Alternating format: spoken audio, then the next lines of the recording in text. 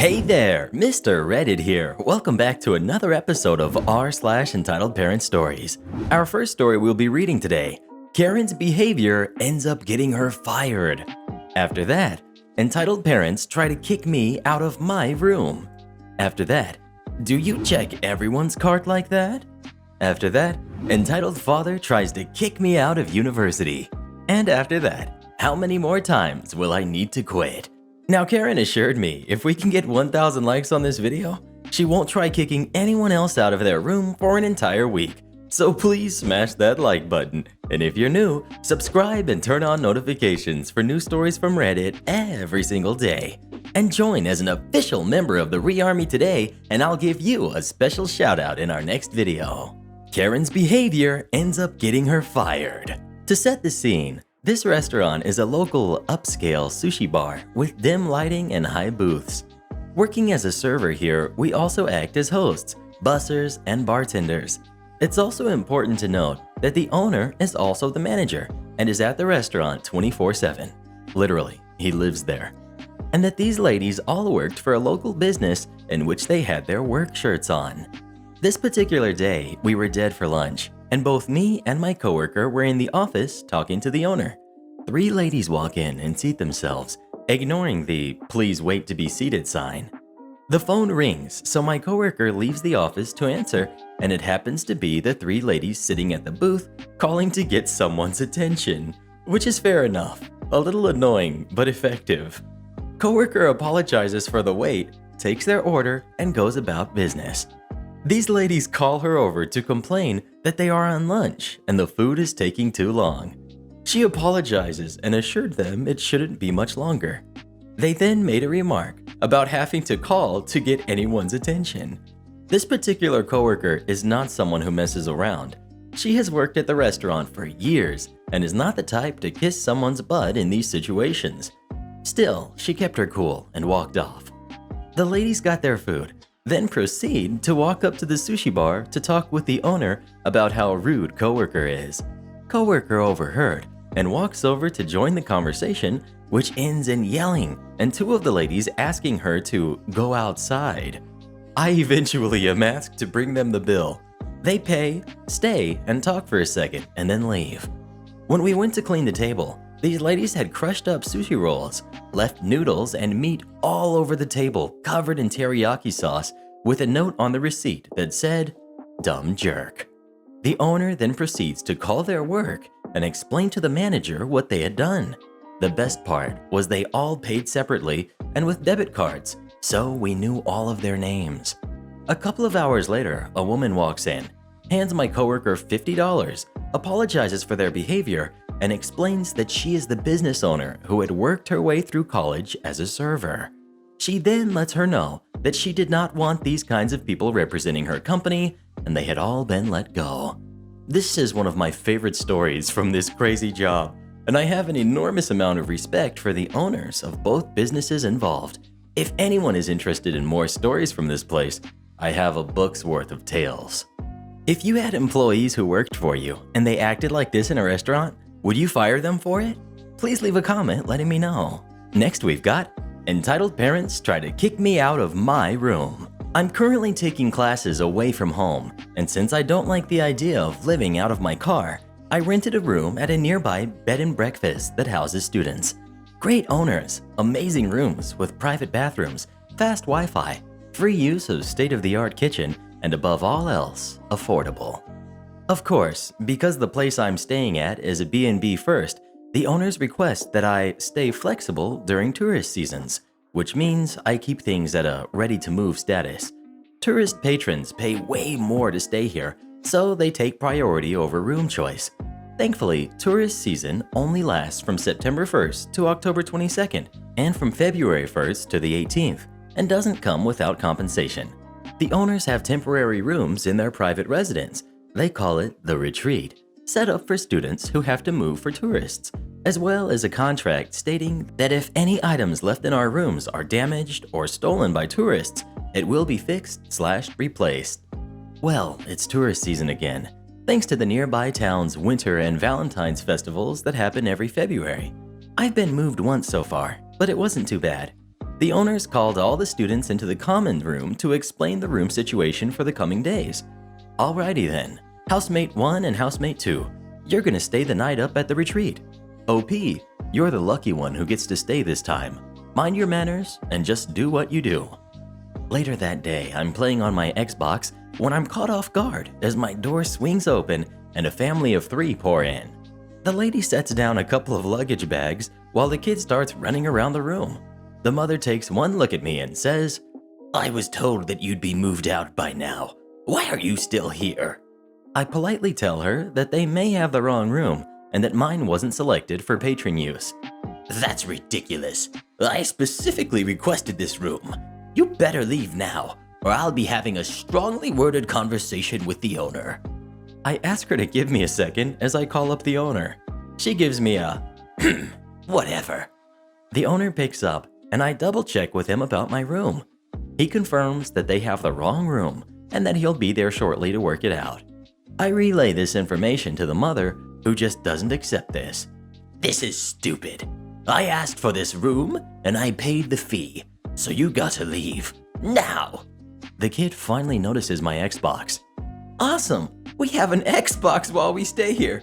Can I play it, Mom? Please?" The mom agrees, totally ignoring the fact that she has no right to allow her kid to use someone else's things. I keep the controller away from the kid and say that if I'm leaving, I'll be taking my Xbox with me. Her brat did not like that answer and began to wail like a banshee. "Now look what you've done. You've made my baby cry. He's going to be in a bad mood for the rest of our stay now. You better hope the owner is forgiving, because he's getting an earful when he shows up." All this is going on, and not a word has been breathed from the dad. He just stands behind his wife, arms crossed, and with a mildly discomforted look on his face. The owner finally shows up, and it goes like this. "Hello, folks. Sorry for the mix-up. Your room is taken up by this punk. We know. But this is the room I asked for, and it's the room we're getting, or we'll find somewhere else." "Ma'am, your bill states that you asked for room number 4. This is room number 5. I've already made the arrangements for room 4 to be used, so if you could just please follow me, we'll get your family set up." "No, this room has an Xbox video game entertainer." "Yes, she called it that." "And my son wants to use it while we stay here. It's this room or nothing." "You'll be hard-pressed to find another place with vacancy during the festival. Besides, it's just down the hall, and it's just as nice of a room." "Does it have an Xbox?" "I don't think." "Then it's this room, or we take the Xbox with us." I interject, saying that no one is taking or using my Xbox without my permission. "Why do you even have that thing anyways? You look like an adult, act like one, and quit playing childish video games." "Ma'am, it's room 4 or nothing, and I can assure you, it's not going to be easy to find a new place to stay. Even if you did, it won't be as nice as here." "Fine, I'll take it, but don't expect a review over 3 stars. She stomps out of the room, wailing brat and pack mule husband in tow. The owner gives me a yeesh look before apologizing and closing the door. That was 2 days ago, and they're still down the hall from me for another 2 days. The kid has had at least 4 very audible temper tantrums since then. God have mercy. Speaking of Xbox, what do you prefer, Xbox or PlayStation? Please leave a comment letting me know. Next we've got, do you check everyone's cart like that? I work at a warehouse chain that requires a membership to shop, and I'm trained in a variety of departments. One of them is front door asset protection. We check receipts at the door of the store. This is not so much to prevent theft as it is to prevent shrink from cashier error. 99% of people are cooperative, even when there is a mistake on their receipt. Cast. We've got me. We've got customer service desk employee 1, a close friend of mine. We've got customer service desk employee 2. We've got rude lady and rude lady's friend. The story. Today, I was scheduled the closing shift checking receipts at the front door. I should mention that the industrial heater we have near the front door of the store is broken at the moment, so it was around 45 degrees Fahrenheit, 7 degrees Celsius, at the door all day. Barely warmer than the current temperature outside. I was bundled in 3 layers, a hat and gloves, to barely stay warm for 5 hours, so I wasn't in the best mood. Rude Lady and Rude Lady's friend come up to me from the cashier service desk with a receipt and a carriage with 3 items in it, a case of water and 2 bunches of bananas. They hand me a receipt, which clearly says non-member, where the membership number and info would usually be. This means they don't have a membership with the chain and aren't supposed to be shopping at all, but someone made an exception and let them purchase a few items. They hand me the receipt and I start to look it over. There's only 1 item on it, the water. So I ask very nicely, "Do you have another receipt?" This actually happens quite a bit. People forget they did 2 separate transactions and only hand me 1 receipt. Also, if we suspect theft, which I never did throughout this entire exchange, we are required to ask if they have another receipt as a neutral way to start a conversation about a missed item. Rude Lady: "Nope. Why?" Me: "It looks like only your water was charged on this transaction, but not the bananas." Rude Lady yelling out of nowhere: "Well, I paid for them. Do you check everyone's receipt like this?" Me: "Yes, I do." I show her the receipt, trying to indicate that only the water is on there. "Oh, so you count all the items in all the cards? Go ahead, ask the lady at customer service. She knows I paid."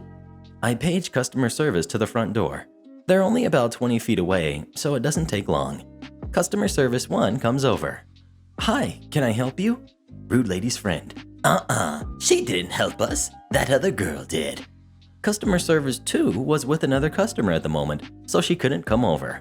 I quickly explain the situation to customer service 1, who relays the information to her colleague at the desk and awaits an answer. Customer service 2: "OP, she paid for those. She must have lost her receipt, but I did ring her up for them."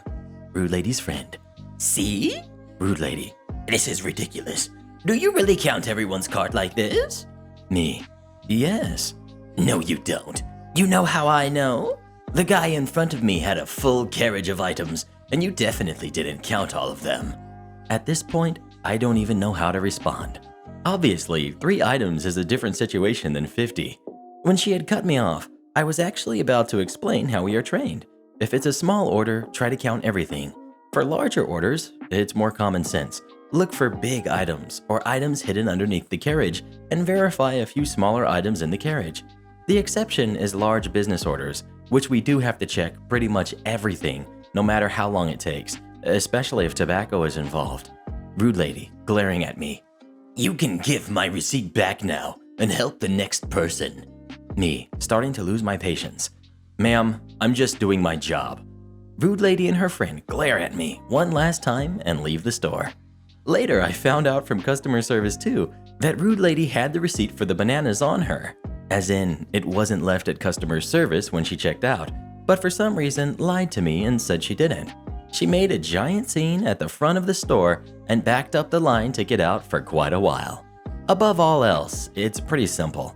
If I can clearly see that there are 3 items in front of me and the receipt only shows 1, of course I'll ask.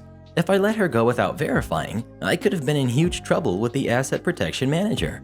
I wasn't trying to accuse anyone of theft. Like I said, most of the time, mistakes like this are cashier error. Does it bother you when an employee stops you and asks to see your receipt? Please leave a comment letting me know. Next we've got, entitled father tries to kick me out of university. My freshman year, I was roommates with a guy who had fairly well-off parents. Let's call him John. John was a child actor, and although he isn't one you'd recognize immediately, he's played side characters on big sitcoms and did some voice acting on some pretty popular shows. His parents hold him to very high expectations and were very strict with him and his acting. So when he got into our university, which is considered a top 10 university globally, his parents held him to that same standard, which for a now liberated young adult with almost no maturity, he did the exact opposite of everything he should have done. He slept all day, partied all night, never studied, didn't go to class, etc. Yet when his parents would call him to check up on him, I would always be mentioned in the conversations. They needed to make sure that I was a good influence on their son. They would consistently ask if I was partying often or bringing girls over. Pretty much everything he was doing. They wanted to ensure that I wasn't doing it to keep their son safe. This goes on for months. Whenever his parents would call him during his midday nap, and I'd be in between classes, I'd always hear him defending me to his parents, and he'd go beet red whenever I'd walk in and hear what they were saying about me over the phone. So I'd leave and wait until his call ended, since I knew he already felt embarrassed enough. I didn't really think of what they were saying either.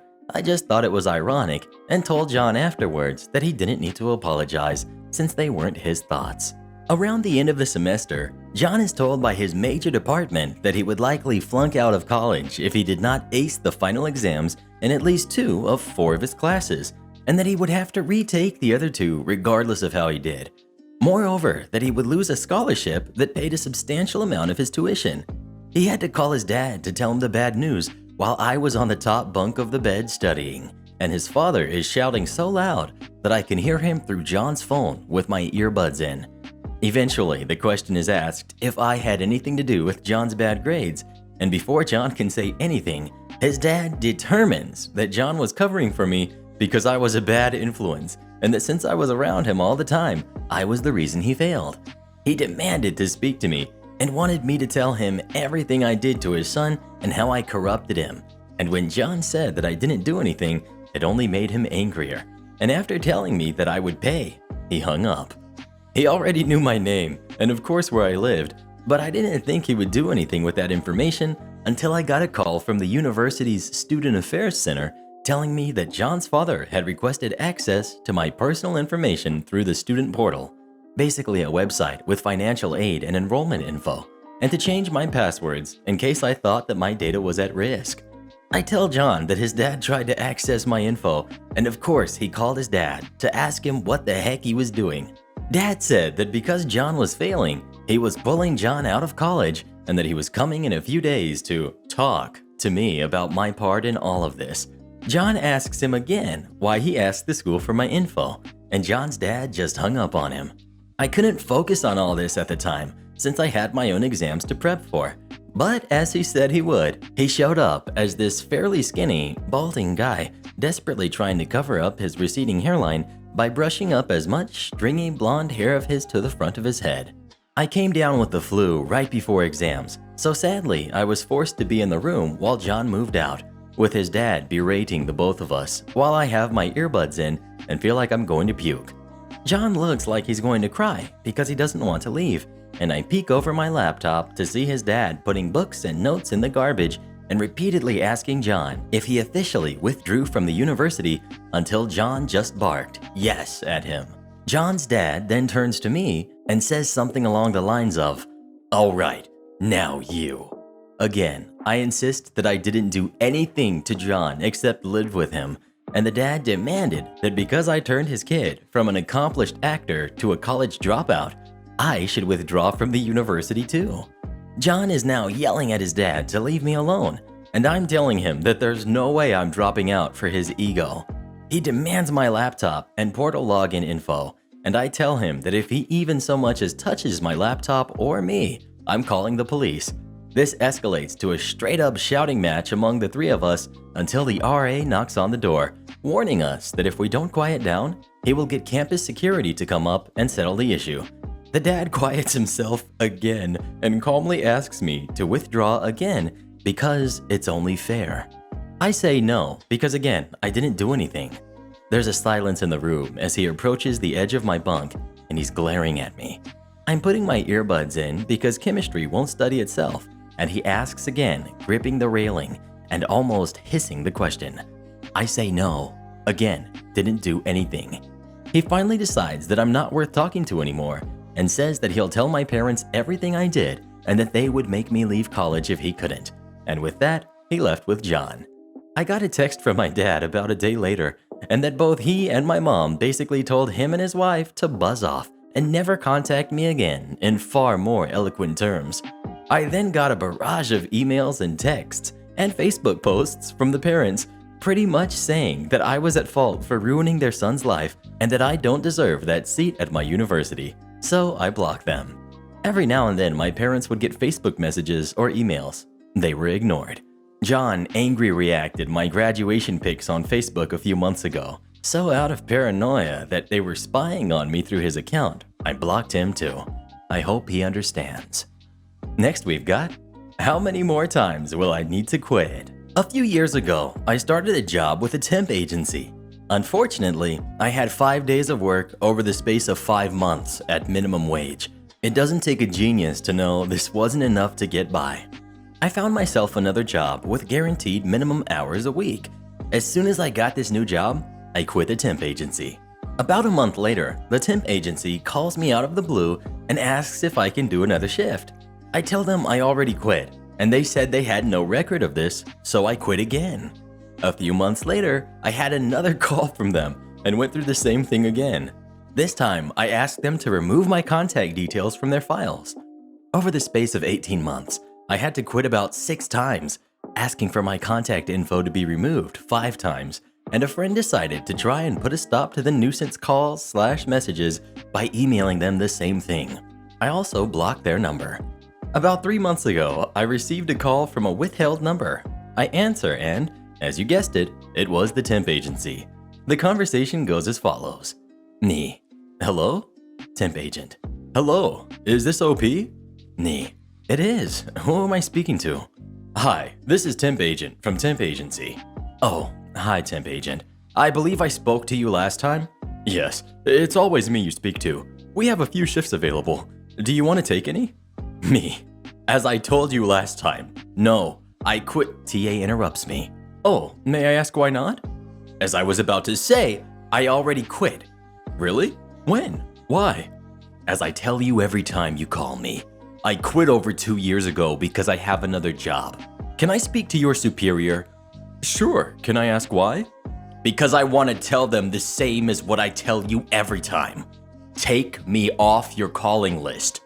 Temp agent gets her boss, and I explain the situation and tell her if I get one more call from them, I'll take legal action, as they have emails telling them I quit and to no longer contact me dating back 2 years. The boss asked if I knew anyone else who was interested in a job with them as a replacement. The first person who came to mind is well-knowledged when it comes to legal stuff surrounding things like this. I said, oh, I know someone. Oh wait, he quit too. You want his number to harass him? I know he won't tolerate it. Edit. Forgot a part in the last call. Also, I haven't heard from them since, but judging by how they've been these past few years, I'm guessing I'm due another call soon, and we'll keep this updated as and when I do.